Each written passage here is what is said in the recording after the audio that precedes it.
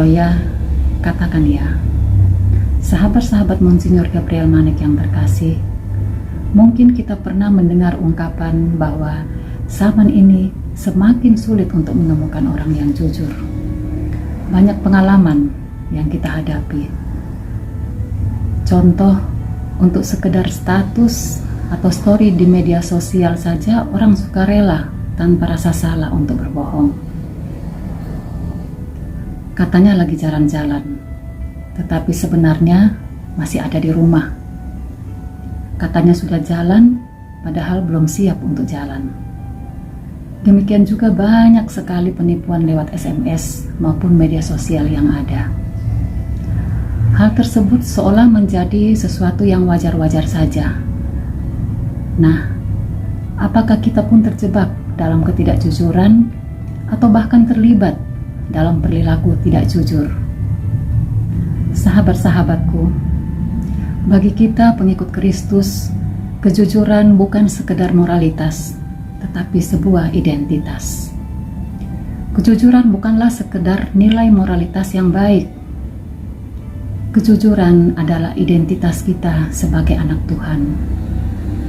Kejujuran adalah tanda kita sebagai anak Tuhan, sebab jika kita berbohong dan hidup dalam dusta, kita adalah anak iblis. Kita bisa lihat di Yohanes 8 ayat yang ke-44. Iblis adalah pendusta dan bapa segala dusta. Jujur dapat diartikan sebagai hati yang tulus, tidak berbohong atau berkata apa adanya, tidak curang atau tidak munafik. Jujur berasal dari hati yang bersih, yang kemudian diwujud nyatakan dalam sikap, perbuatan, dan juga tutur kata. Kejujuran itu datangnya dari dalam hati seseorang. Jujur adalah tanda bahwa kita adalah anak Tuhan. Jujur adalah kunci kebahagiaan. Maka itu, jujurlah. Sahabat-sahabat Monsinyur Gabriel Manek yang terkasih, dalam kenyataan, orang-orang jujur kadang merasakan pahitnya hidup karena kejujuran yang diungkapkan. Sementara orang yang tidak jujur justru menikmati hidup yang bebas, bahkan berfoya-foya. Itulah tantangan kita sebagai anak-anak Tuhan dalam kehidupan. Tidak ada kata rugi atau sia-sia apabila kita hidup jujur. Justru Tuhan sangat mengasihi orang yang jujur di jalannya. Dalam Alkitab, Tuhan menyatakan sangat berkenan kepada umatnya yang mau hidup jujur. Kita bisa baca di Amsal bab 3 ayat yang ke-32. Tuhan bergaul erat dengan orang jujur. Dan juga ada di Mazmur 140 ayat yang ke-14b.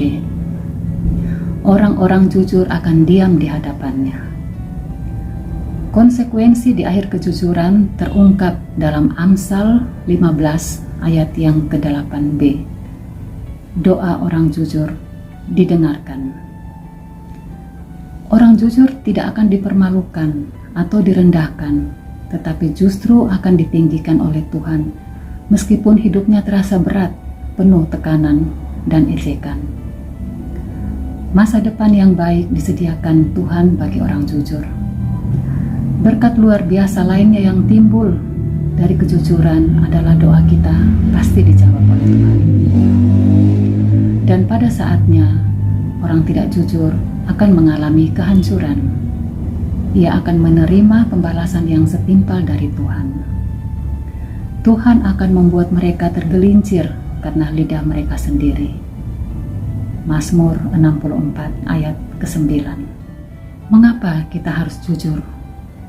Sebuah ungkapan mengatakan, kurang cerdas dapat diperbaiki dengan belajar. Kurang cakap dapat dihilangkan dengan pengalaman.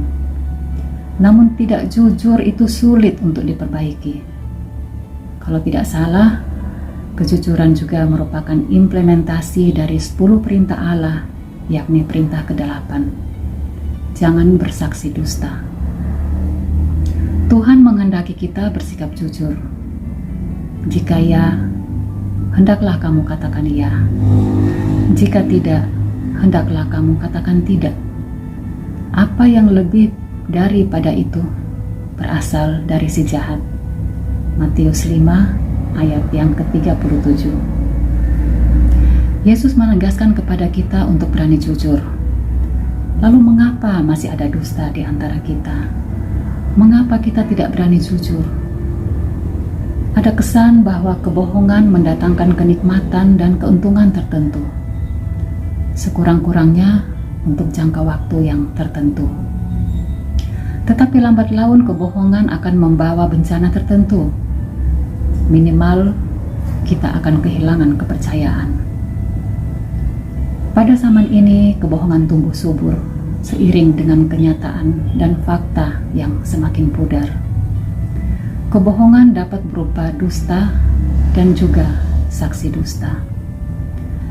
Berdusta mengatakan yang tidak benar untuk menyesatkan atau menjumuskan orang benar. Ada juga rekayasa atau manipulasi, yakni berbohong untuk menyiasati atau mengarahkan orang lain ke suatu tujuan lain yang menguntungkan dirinya sendiri. Meskipun orang lain dirugikan. Ada pula mental ABS, asal Bapak senang, yakni berbohong hanya untuk menyenangkan atasan atau orang lain. Ada juga penyebaran fitnah dan umpatan terhadap orang lain di belakang orang yang difitnah itu. Mungkin semua ini dilakukan hanya untuk sekedar iseng, hanya untuk mendapat kesenangan murahan, pengakuan semu, dan keuntungan tertentu. Namun akibatnya, tidak ada sukacita di dalam hati. Semuanya hanyalah sia-sia. Sahabat-sahabat Monsinyur Gabriel Manek yang dikasihi Tuhan, Tuhan menasihati kita jangan bersaksi dusta. Janganlah memutarbalikkan keadilan, janganlah memandang bulu, dan janganlah menerima suap.